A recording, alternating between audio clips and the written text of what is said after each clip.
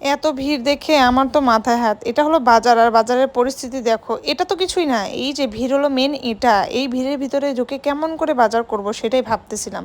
ওই হ্যাশকারি করলে যা হয়, এক সপ্তাহ ধরে ভাবছিলাম আজকে কালকে করব, এই কালকে করব। কালকে কালকে করতে করতে ঈদের আগের দিন পৌঁছে গেলাম বাজার। বাজারে ভিড়ের অবস্থা দেখে তো ভিতরে ঢোকার সাহস হলো না।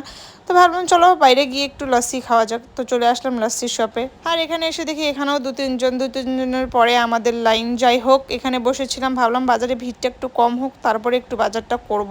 তো সেই আশায় বসে 2 গ্লাস লস্যি নিয়ে নিলাম আর এনজয় করলাম। গরমের মধ্যে লস্যিটা কিন্তু অনেক বেশি ভালো লাগে। তোমরা কমেন্ট করবে কার কার ভালো লাগে। তো সেখান থেকে চলে গেছিলাম পার্লারে, জাস্ট থ্রেডিংটা করে নিলাম আর চলে গেছিলাম ভিটুতে। ভিটুতেও অনেক বেশি ভিড় ছিল, বিলিং করাতে 2 ঘন্টা লাগতো। তো সেখান থেকে বেরোয় চপ টপ খেলাম, তারপরে একটা শপে গেছিলাম যেখানে ভিড় ছিল না, বাট ড্রেস কালেকশন একদমই ভালো ছিল না। তো আমার কিন্তু ভিড়ে সাহস হলো না যে আমি ভিড়ের ভিতরে গিয়ে কোনো শপিং করবো, সেই জন্য চলে যাচ্ছি খালি হাতে বাড়ি। আর তোমাদের সঙ্গে নেক্সটে দেখা হচ্ছে ঈদের ব্লগে। এটা